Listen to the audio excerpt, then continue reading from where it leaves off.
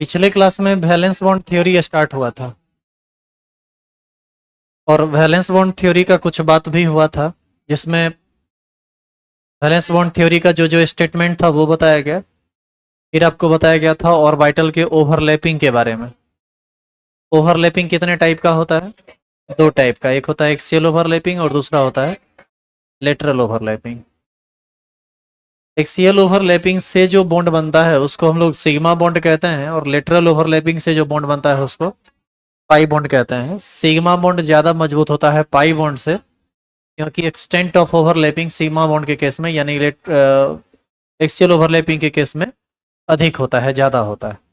आज इन सब चीज़ों को थोड़ा प्रैक्टिकली हम लोग देखेंगे यहाँ फिगर के माध्यम से। तो आइए सबसे पहले हम लोग एक्सियल ओवरलैपिंग स्टार्ट करते हैं।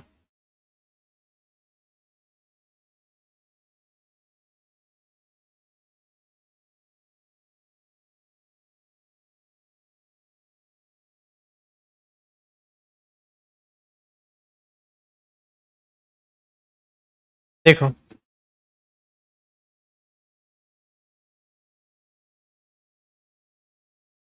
पढ़ाई स्टार्ट है, आप लोग हिस्सा कर रहे हैं तो बाद में कहिएगा लिखे नहीं, समझे नहीं।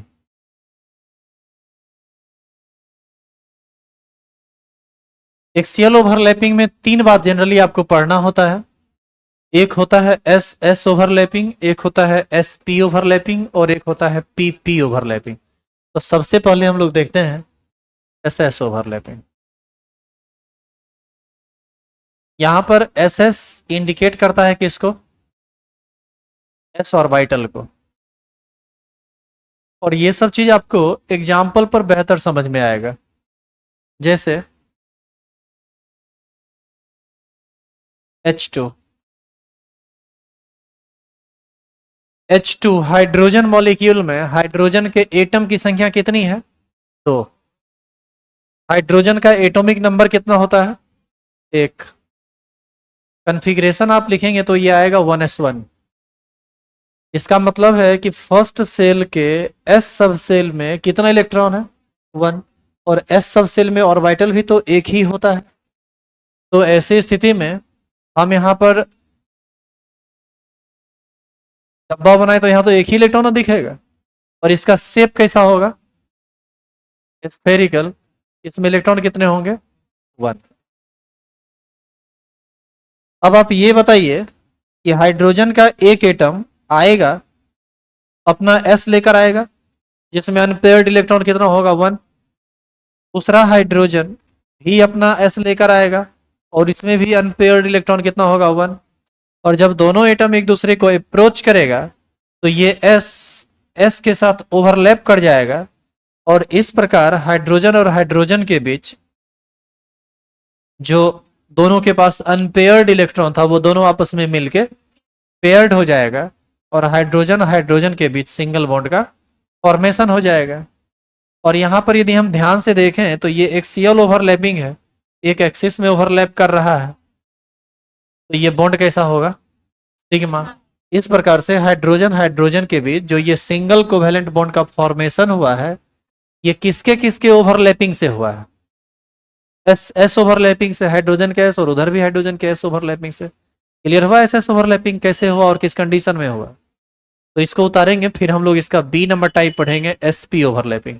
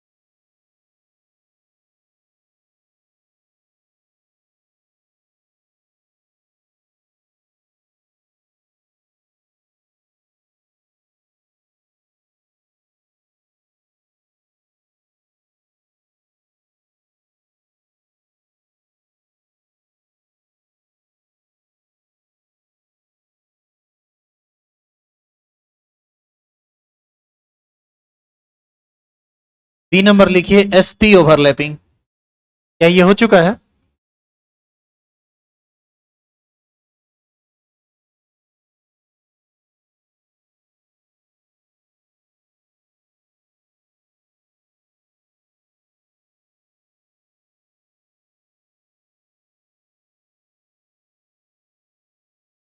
इसको भी एग्जाम्पल पर बेहतर समझा जा सकता है। इसका एग्जाम्पल है, जैसे मान लीजिए HF, हाइड्रोजन फ्लोराइड। हाइड्रोजन का एटॉमिक नंबर 1s1, इसमें इलेक्ट्रॉन एक, इसके पास स्फेरिकल शेप होगा, इलेक्ट्रॉन कितना होगा? 1। दूसरा कौन है? फ्लोरीन, एटॉमिक नंबर 9, कन्फिग्रेशन होगा हीलियम 2s2 2p5, एस में इलेक्ट्रॉन 2, पी में डब्बा 3, इलेक्ट्रॉन 5, 1 2 3 4 5। बताइए इसमें अनपेयर्ड इलेक्ट्रॉन कितना? 1। अच्छा, ये है s ऑर्बिटल, ये है px pz py। आप याद कीजिए, आप इसको px भी मान सकते हैं, py मान सकते हैं, बीच वाले को जनरली क्या माना जाता है? pz।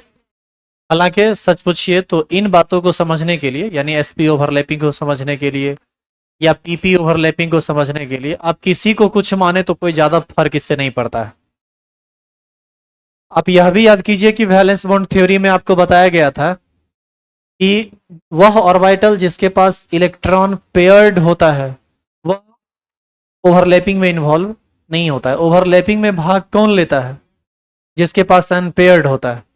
ये p का 3 ऑर्बिटल है, एक है px, एक है py, एक है pz। मान लीजिए कि px में इलेक्ट्रॉन जो है वो अनपेयर्ड है, क्योंकि हमको उसी ऑर्बिटल से मतलब है जिसमें इलेक्ट्रॉन कैसा है? अनपेयर्ड। तो ऐसी स्थिति में इसका जो फोटो बनेगा वो कैसे बनेगा? आपको px बनाना पड़ेगा। आप याद कीजिए px जो बनाते हैं ये किस डायरेक्शन में? x के डायरेक्शन में ही ना। कुछ ऐसा बनाना पड़ेगा। यही है आपका px। इसमें इलेक्ट्रॉन कितना है अनपेयर्ड? 1। अब जब हाइड्रोजन और फ्लोरीन एक दूसरे को अप्रोच करेगा तो कौन कौन पास आएगा? हाइड्रोजन का S और फ्लोरीन का P, और S और P के बीच ओवरलैपिंग होगा। उसको हम नेक्स्ट पेज में दिखाएंगे, पहले इतना उतारिए तो।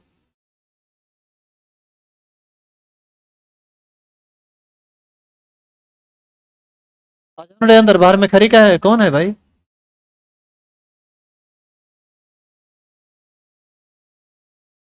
बाहर ही रहना है क्या? कहाँ घूमती है बैग रख के?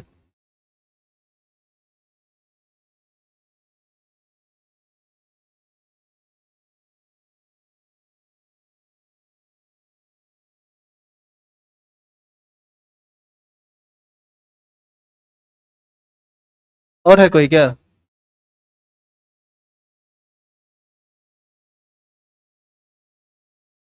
पढ़ाई होते रहा कीजिए, आ जाए कीजिए, अंदर पूछने का जरूरत नहीं है। न क्लास आने के लिए पूछने का जरूरत है, न क्लास से जाने के लिए पूछने का जरूरत है।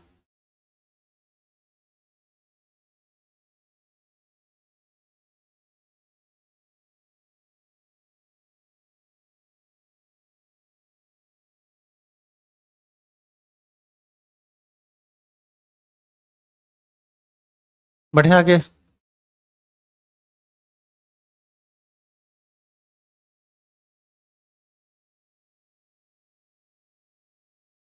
अब इसका जब आप ओवरलैपिंग कराएंगे, हाइड्रोजन आएगा अपने S के साथ और फ्लोरीन आएगा इसके साथ, P के साथ, और दोनों जब बॉन्ड का फॉर्मेशन करेगा तो ओवरलैपिंग कुछ इसी तरह से ना होगा। बोलिए हाँ या ना। और ये एक्सियल ओवरलैपिंग है, यहां पर कौन कौन टकराया है आपस में? sp, ये हाइड्रोजन है और ये क्लोरीन है। ये बॉन्ड भी कैसा बॉन्ड कहलाएगा? Sigma bond. अभी ऐसे भी हम लोग एक्सियल ओवरलैपिंग पढ़ रहे हैं तो सब सिग्मा बॉन्ड ही होगा।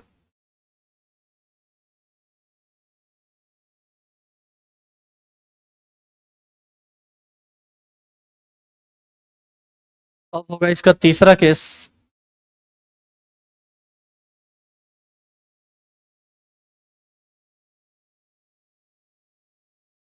PP overlapping.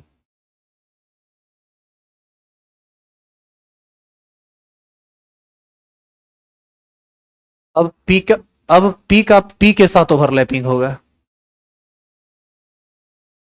इसको भी बेहतर तरीके से एग्जाम्पल पर ही समझा जा सकता है।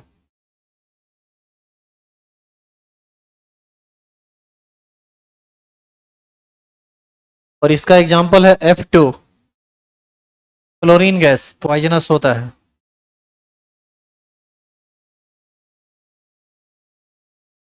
एक बार फिर से फ्लोरीन का एटॉमिक नंबर 9, कन्फिग्रेशन होगा हीलियम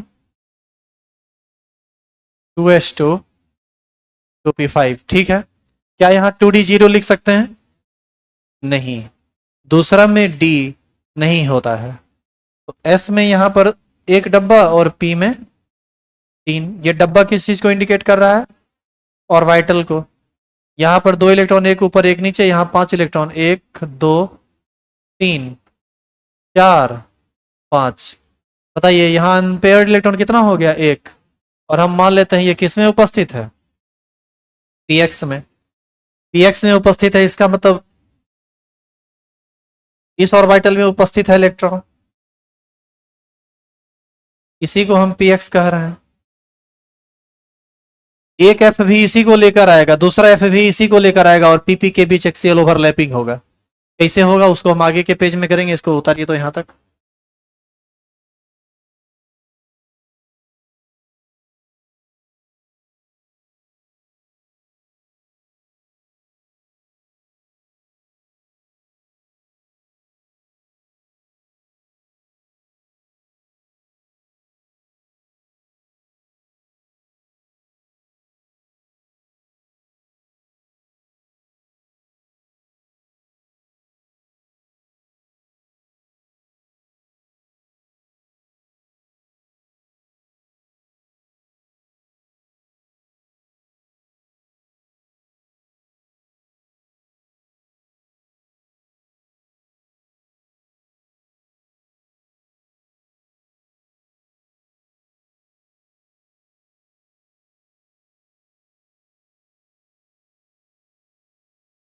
क्या चेंज करें इसको?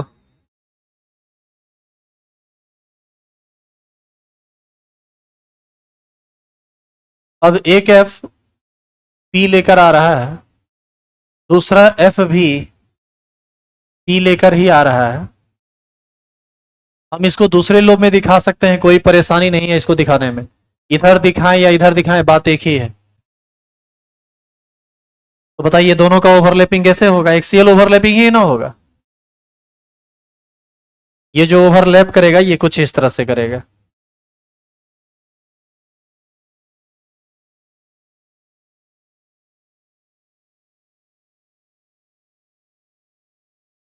और एफ के बीच सिंगल बॉन्ड का फॉर्मेशन होगा, और ये बॉन्ड कैसा होगा? सिग्मा।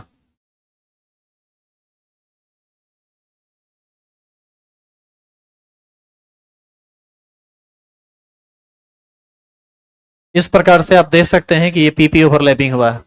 तो यदि आपसे पूछे कि एफ एफ में किसके किसके बीच का ओवरलैपिंग हुआ है, तो पी का पी के साथ ओवरलैपिंग हुआ है। इस प्रकार अभी आप समझ रहे थे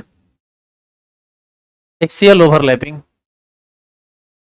जिसमें 3 तरह की बातें जनरली होती है: एसएस ओवरलैपिंग, एसपी ओवरलैपिंग और पीपी ओवरलैपिंग। अब स्टार्ट होगा लेटरल ओवरलैपिंग। ये थोड़ा कॉम्प्लेक्स चीज होता है, थोड़ा ध्यान से समझने की जरूरत है यहाँ। तो हम लोग दूसरा टाइप में चलेंगे।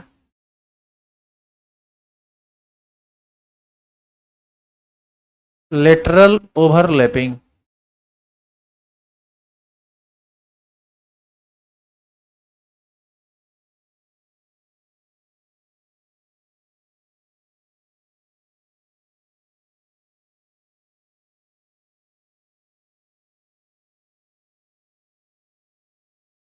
सबसे पहली बात जानिए कि लेटरल ओवरलैपिंग डायरेक्ट नहीं होता है। लेटरल ओवरलैपिंग मजबूरी में होता है, और lateral overlapping just after axial overlapping होता है। मतलब पहले एक्सियल ओवरलैपिंग होगा तब मजबूरी में लेटरल ओवरलैपिंग होता है। और ये कैसी मजबूरी है इसको आप एग्जाम्पल पर ही बेहतर तरीके से समझ सकते हैं, लेकिन इन चीजों को समझने के लिए आपको पहले कुछ बेसिक टर्म का समझना जरूरी है। आप हेडिंग लिख चुके हैं, तो हेडिंग लिख चुके हैं तो पेन को कॉपी में रखकर कॉपी को बंद कर दीजिए और अगला 10 मिनट तक खाली ध्यान से देखिए, सुनिए, समझिए।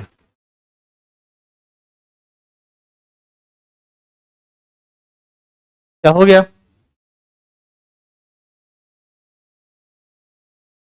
लेटरल ओवरलैपिंग को समझने के लिए सबसे पहले कुछ बेसिक बातों की जरूरत है, उस बेसिक बात को समझिए। तीन एक्सिस का यूज हम बार बार करते हैं, एक्स एक्सिस, वाई एक्सिस और एक जेड एक्सिस। जेड एक्सिस वास्तव में कैसा होता है? इसके ठीक परपेंडिकुलर, कुछ इस तरीके से। लेकिन इसी को हम बोर्ड पर दिखाएं कैसे? ऐसे ऐसे तो दिखा नहीं सकते कॉपी पर, तो इसीलिए इसको ऐसे बना दिया जाता है। ये कौन सा एक्सिस हो गया? Z axis. X axis, Y axis और जेड एक्सिस के बीच कितने डिग्री का एंगल होता है? 90 डिग्री का। ये सब के सब एक दूसरे पर परपेंडिकुलर होते हैं और सब जगह 90 डिग्री का एंगल होता है। क्या ध्यान रहेगा ये सब चीज? अब बताइए, पी में ऑर्बिटल कितना होता है? 3। पी एक्स, पी वाई और पी जेड। यदि हम एक एक करके सारे स्ट्रक्चर को बनाएं तो पी एक्स जो है वो कुछ सॉरी, पी एक्स जो है ये कुछ ऐसा होता है, पी वाई ऐसा होता है, और एक्सिस डाल के यदि हम खींचें तो थोड़ा ज्यादा बेहतर होगा।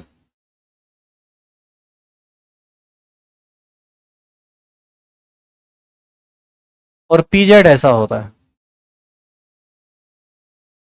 वो होता तो वास्तव में ऐसे है, इस पेन को ऐसे रख दीजिए और एक लोब इधर से घुमा के इधर आएगा और एक लोब अंदर चला जाएगा, लेकिन उसको तो दिखा पाएंगे नहीं हम, तो हम इसको ऐसे दिखाते हैं। आप ऐसे या इधर दिखा सकते हैं, कोई दिक्कत नहीं है, वो भी चलेगा।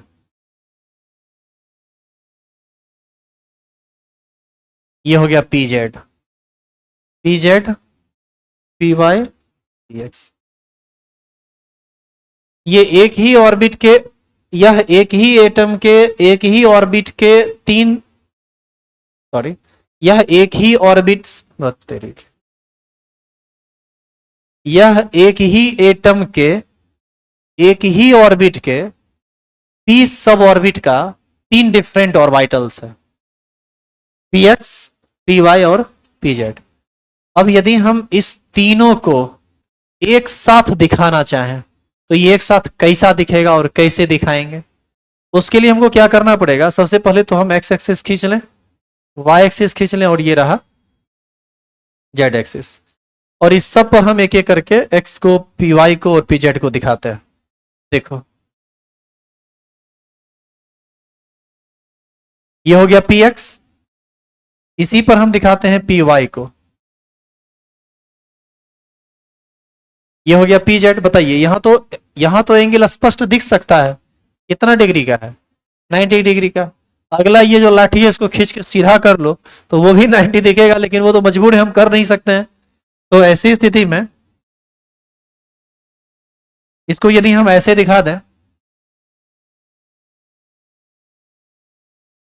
चलेगा? तो ये सारे आपस में एक दूसरे के साथ 90 डिग्री पर है, पी एक्स, पी वाई। क्या यहां तक में कोई समस्या तो नहीं है? इसका एंगल, डायरेक्शन, ये सब समझ में आ रहा है तुमको? अब आ जाओ इसके एग्जाम्पल पर। लिखना नहीं है, सिर्फ आप देखिए। लेटरल ओवरलैपिंग को समझने का सबसे बेहतरीन और आसान चीज है, आप ऑक्सीजन गैस को समझिए। ऑक्सीजन गैस में स्ट्रक्चर और लेटरल ओवरलैपिंग और पार्शियल ओवरलैपिंग को समझ, ये एक्सियल ओवरलैपिंग को समझिए। O2 ऑक्सीजन गैस का फॉर्मूला होता है। ऑक्सीजन एटम का एटॉमिक नंबर 8 होता है। कॉन्फ़िगरेशन बताएंगे, हीलियम 2s2 2p4, एस में 1 डब्बा और पी में 3 डब्बा। यहां 2 इलेक्ट्रॉन है, 1 2 3 4 इलेक्ट्रॉन। अनपेयर्ड इलेक्ट्रॉन कितना? अनपेयर्ड इलेक्ट्रॉन यदि 2 है तो निश्चित है कि ये कितना बॉन्ड बनाएगा? 2 बॉन्ड बनाएगा। किसी एक को हम पी एक्स मान लेते हैं और दूसरे को पी वाई। वैसे तो बीच वाले को जनरली पी जेड माना जाता है, लेकिन यदि आप यहां पर एक बार इसको पी जेड और इसको पी वाई मान लिए या पी एक्स मान लिए, तो दूसरे एटम को भी तो सेम मानना पड़ेगा। तो हम क्या करते हैं, दोनों को मान लेते हैं कौन चीज, पी एक्स और पी वाई, क्योंकि ये तो तय है ना कि दोनों एक दूसरे के साथ 90 पर ही रहेगा। चाहे पी एक्स पी वाई लें, पी वाई पी जेड लें, या पी, एक और सेट बचता है ना, वो ले लीजिए। तो हम मान लिए हैं कि एक ऑर्बिटल पी एक्स में इलेक्ट्रॉन है और एक ऑर्बिटल पी वाई में इलेक्ट्रॉन है, जो अनपेयर्ड है उसको। तो इसको दिखाने का क्या तरीका होगा, आप इसको देखिए।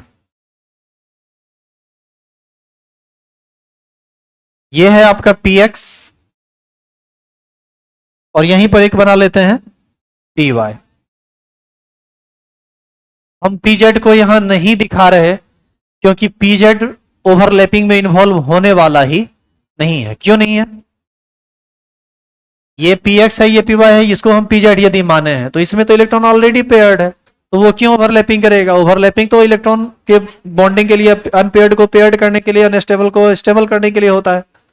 तो ऐसी स्थिति में हम यहां मानते हैं कि एक इलेक्ट्रॉन है, एक इलेक्ट्रॉन मान लेते हैं यहां पर है और एक इलेक्ट्रॉन यहां पर। तो ये तो खिस्सा कहानी एक ऑक्सीजन का है, ये तो एक ही ऑक्सीजन के लिए ना बनाए हैं। जब ऑक्सीजन ऑक्सीजन के साथ जुड़ेगा तो यही कंडीशन कितने बार अप्लाई होगा? 2 बार, दोनों ऑक्सीजन के लिए अलग अलग। तो ऐसी स्थिति में हम क्या करते हैं, एक्सिस खींचते हैं, एक्स एक्सिस वाई एक्सिस 2 बार। ऑक्सीजन भी कितना है? 2, एक ऑक्सीजन ये, एक ऑक्सीजन ये। तो दोनों जब आएगा तो किसको किसको लेकर आएगा? ये भी पी एक्स को लेकर आएगा, ये भी पी एक्स को लेकर आएगा। क्यों? क्योंकि इसमें भी अनपेयर्ड इलेक्ट्रॉन है और इसमें भी अनपेयर्ड इलेक्ट्रॉन है। इलेक्ट्रॉन को इधर दिखा दे, इधर दिखा दे, कोई फर्क नहीं पड़ता है, समान डायरेक्शन में दिखा रहे हैं ताकि ओवरलैपिंग कराने के बाद उसको पेयरिंग कराने में या दिखाने में हमको सुविधा हो और आप आसानी से उस चीज को समझ सकें। तो ये आया पी एक्स लेकर, ये तो पी वाई को लेकर भी आएगा। लेकिन ये जो पी वाई आएगा, क्या ये इस डायरेक्शन में आ पाएगा जिस डायरेक्शन में पी एक्स आया है? बोलिए, कभी नहीं आएगा। एक्स एक्स आएगा सामने सामने, और उसके साथ जब पी वाई आ रहा होगा तो वो आएगा लिटरली साइड वाइज। क्या मानते हैं इस बात को कि नहीं? एक पी एक्स जब, देखो एंगल को तो तुमको हमेशा मेंटेन रखना है ना 90 डिग्री। तो ऐसी स्थिति में सामना सामने कौन टकरा जाएगा? पी एक्स के साथ। तो आपको ऐसा नहीं लगता है कि ये दोनों आपस में मिलकर एक्सीएल हो जाएगा और यहां पर एक्सीएल ओवरलैपिंग पहले होगा? तो ऐसी स्थिति में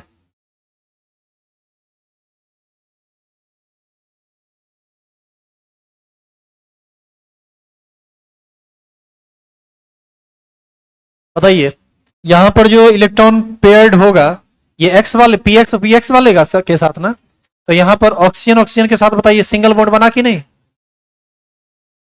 और ये जो सिंगल बॉन्ड बना, कैसा बॉन्ड बना, सिग्मा या पाई? ये बना सिग्मा। हमने आपको क्या कहा था कि पाई बॉन्ड का फॉर्मेशन डायरेक्ट नहीं होता है, पाई बॉन्ड का फॉर्मेशन होता है जस्ट आफ्टर सिग्मा। तो सिग्मा बन चुका है। अब देखिए कि ये जब पी एक्स के साथ नजदीक आया होगा तो क्या लगता है कि ये रेड वाला नजदीक गया तो पी वाई वहीं छूट गया? ऐसा तो है नहीं कि रेड वाला को निकाल लिया, पी वाई को वहीं छोड़ दिया, पी वाई भी उसके साथ साथ जा रहा होगा उसके क्लोज। तो ऐसी स्थिति में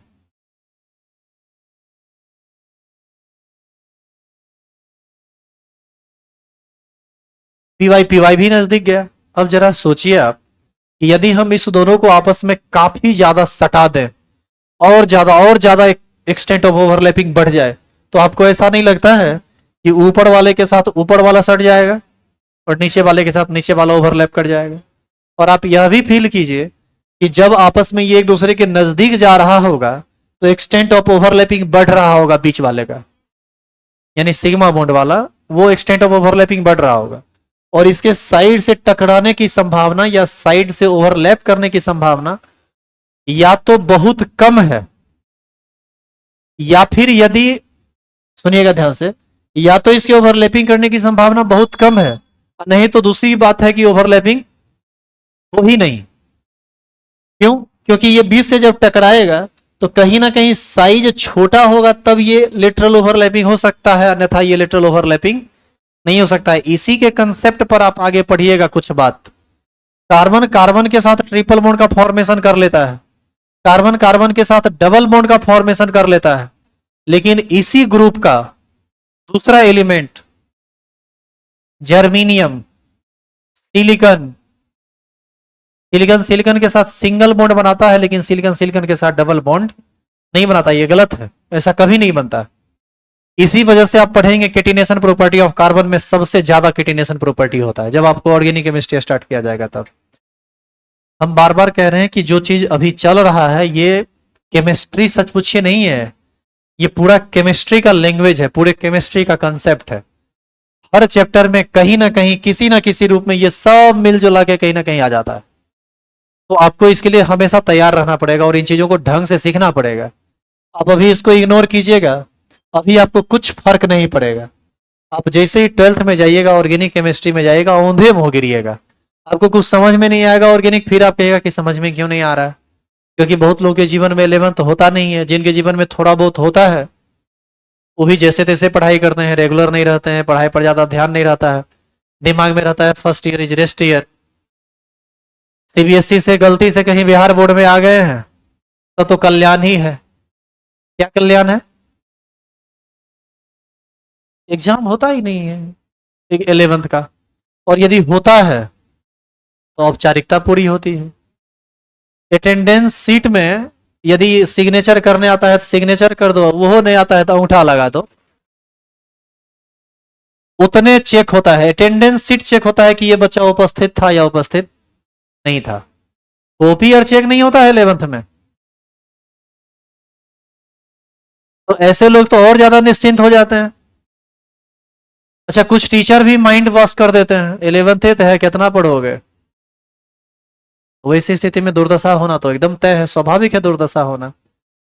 इसीलिए यदि आप सच में ढंग से काम करना चाहते हैं, अच्छा आपसे पढ़ाई करना चाहते हैं, तो किसी भी सब्जेक्ट में, फिजिक्स हो, मैथ्स हो, केमिस्ट्री हो, 11th को सही कीजिए, तभी आपका 12th सही होगा। और सबसे बड़ा बात, जो लोग कंपटीशन सेक्शन के लिए जाना चाहते हैं, कंपटीशन सेक्शन का जो 70% पार्ट है 11th में, 12th में तो 30% पार्ट 11th का है, और 12th का जो पार्ट है वो आसान है।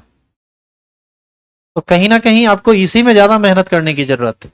लेकिन ये सब बोलेंगे तो आपको अच्छा नहीं लगेगा, आपको लगेगा दूर झूठे भाषण दे रहे हैं, आगे पढ़ाइए सर। अच्छा बात आप लोग समझ में नहीं ना आता है, उसमें बोर फील करते हैं आप। देखिए, चलिए आते हैं वापस।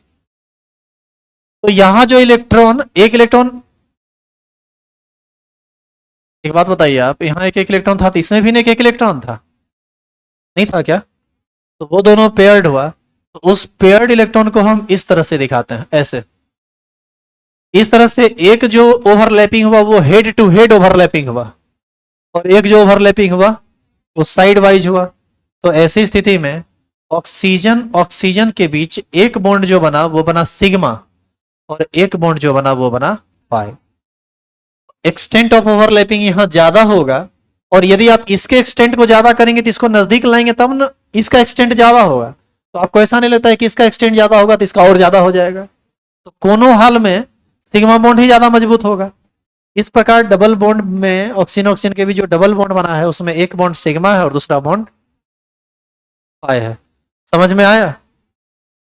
यही है लेटरल ओवरलैपिंग का कंसेप्ट। क्लियर है? अभी रुकेंगे, सुनेंगे। एक और एग्जांपल से समझिए लेटरल ओवरलैपिंग। इनटू नाइट्रोजन का एटॉमिक नंबर होता है 7, बोलो कॉन्फ़िगरेशन। तो भी 3 ना, एस में एक डब्बा, इलेक्ट्रॉन 2, पी में डब्बा 3, इलेक्ट्रॉन 3। अब देखो यहाँ पी एक्स में भी इलेक्ट्रॉन है, पी वाई में भी इलेक्ट्रॉन है, पी जेड में भी इलेक्ट्रॉन है और सब में अनपेयर्ड इलेक्ट्रॉन है। इसका मतलब है कि ये 3 बॉन्ड बनाएगा और तीनों अलग अलग जगह से ऑर्बिटल का ओवरलैपिंग होगा। पी एक्स में भी ओवरलैपिंग होगा, पी वाई में भी ओवरलैपिंग होगा और पी जेड में भी ओवरलैपिंग होगा। पिछला बार तो आप देखिए कि पी एक्स सामना सामने मिला और पी वाई साइड वाइज मिला। इसमें अब आपको पी जेड को भी ध्यान में रखना पड़ेगा। देखिए कैसे बनाते हैं। ये तो तय है कि एक नाइट्रोजन यदि आप लेते हैं तो उसमें पी एक्स में भी इलेक्ट्रॉन होगा, पी वाई में भी इलेक्ट्रॉन होगा और पी जेड में भी इलेक्ट्रॉन होगा। तो हम जब ज्यादा ऑर्बिटल दिखाना हो ना तो इसकी गोलाई को कम कर दीजिएगा तो फोटो ठीक बनेगा। ये मान लो पी वाई हो गया और एक पी जेड बना देते हैं। ये हो गया पी जेड। अब बताइए एक एक इलेक्ट्रॉन तो हर जगह है ना, हमारे पास कलर बहुत है तो हम हर तरह के कलर का यूज कर रहे हैं। बताओ ये एक नाइट्रोजन है क्या? अब आएगा दूसरा नाइट्रोजन। बताओ दूसरे नाइट्रोजन के साथ भी तो सेम बात है ना जी। इसी तरह से एक्स वाई जेड सब में इलेक्ट्रॉन रहेगा तो दिखा देते हैं उसको। पी एक्स में एक इलेक्ट्रॉन, पी वाई में एक इलेक्ट्रॉन,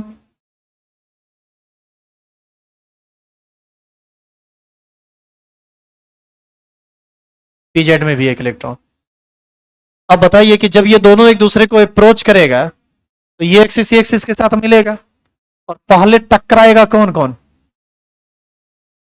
पी एक्स के साथ। तो इसका जो रिजल्टिंग फिगर बनेगा जहां पर हम N2 का बात कर रहे हैं,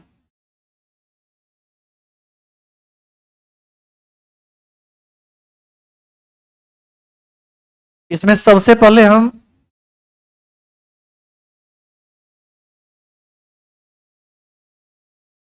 इसका किसका ओवरलैपिंग करा दिए? पी एक्स का पी एक्स के साथ। यहां पर एक इलेक्ट्रॉन, दो इलेक्ट्रॉन पेयर्ड हुआ आपस में और नाइट्रोजन नाइट्रोजन के बीच सिंगल बॉन्ड का फॉर्मेशन हुआ। बताइए ये बॉन्ड कैसा? एक बार फिर से कौन बन गया? सिग्मा। अब आइए इसी में जब ये दोनों आपस में सटा होगा तो क्या पी वाई मुंह देख रहा होगा? ये पी वाई भी एक दूसरे के नजदीक आ रहा होगा। एक इलेक्ट्रॉन इसमें एक इलेक्ट्रॉन इसमें, यदि और इसको क्लोज कर दे तो लगेगा कि ये और ये आपस में सट रहा है। गलती से यदि हम उतना ज्यादा सटा दें तो फोटो इतना खराब बनेगा कि आप उतार नहीं पाइएगा। इसीलिए बुक में भी दिखेगा ऐसे ही दिखाया रहता है। यहां पर पेयरिंग होगा, यहां पर पेयरिंग होगा और इलेक्ट्रॉन पेयर्ड हो गए। अब बताइए ये जो बॉन्ड बना कैसा? भाई क्योंकि ये साइड वाइज ओवरलैपिंग हुआ। क्या काम हो गया खत्म? अभी पी वाई भी है, अब यहां पी जेड भी है। अब ये पी जेड है कैसे उसको समझो आप। यहां पर जो पी जेड ऐसे दिखाया गया है तिरछा करके, इसको आप क्या कीजिए, इसको पकड़िए सीधा कर दीजिए, इसको भी सीधा कर दीजिए। तो आपको ऐसा नहीं लगता है कि जब पी एक्स सट रहा था तो पी वाई तो बिल्कुल ऐसे ही सट रहा था? उसी वक्त जिस समय पी वाई ऐसे सट रहा होगा उसी वक्त पी जेड ऐसे सट रहा होगा। तो ये भी तो लेटरल ओवरलैपिंग ही हुआ। लेकिन मजबूर है हम कि इसको हम फोटो में दिखा नहीं सकते हैं उस तरह से जैसे अभी हम आपको दिखा रहे थे। वास्तव में ये ओवरलैप करेगा कुछ इस तरह से, ऐसे ओवरलैप नहीं करेगा, ऐसे ओवरलैप करेगा। तो उसको तिरछा करके दिखा देते हैं कुछ ऐसे। एक इलेक्ट्रॉन इसमें है और पी जेड, एक इलेक्ट्रॉन इसमें है, ये इसके साथ ओवरलैप करेगा, ये इसके साथ ओवरलैप करेगा और इलेक्ट्रॉन पेयर्ड हो जाएगा। और इस तरह से नाइट्रोजन के बीच एक और बॉन्ड बन जाएगा और ये भी कैसा बॉन्ड होगा? Pi bond. यहां से एक बात स्पष्ट हुआ कि सिंगल बॉन्ड हमेशा सिग्मा होता है। सिंगल बॉन्ड हमेशा सिग्मा होता है क्योंकि सिग्मा का ही फॉर्मेशन पहले होता है। डबल बॉन्ड रहे तो एक सिग्मा एक पाई होता है और ट्रिपल रहे तो एक सिग्मा दो पाई होता है। इस बात को याद रखिएगा, सिंगल बॉन्ड हमेशा सिग्मा होता है डबल बॉन्ड में एक सिग्मा एक पाई होता है और ट्रिपल बॉन्ड में एक सिग्मा दो पाई होता है। इसका मतलब ये हुआ कि सिग्मा बॉन्ड हमेशा एक ही होता है, चाहे बॉन्ड सिंगल हो, डबल हो या ट्रिपल हो। क्लियर है ये? इस तरह से नाइट्रोजन का एग्जांपल से, ऑक्सीजन के एग्जांपल से, लेटरल और एक्सियल दोनों ओवरलैपिंग को अच्छी तरह समझा जा सकता है।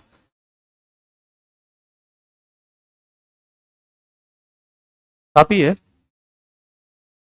शुरू हो जाइए। यही नहीं डाले हुए थे ना लेटरल ओवरलैपिंग?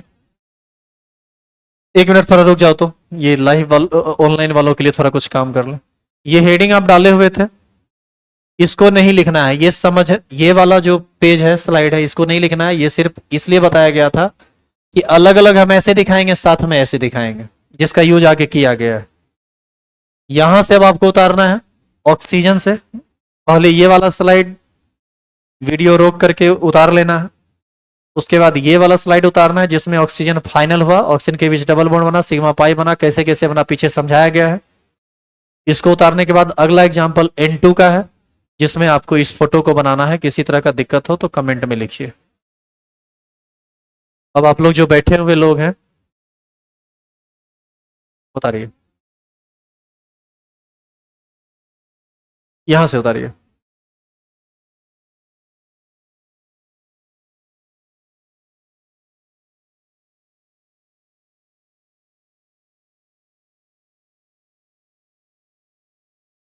टेलीग्राम पे डाल दें क्या सारा फोटो?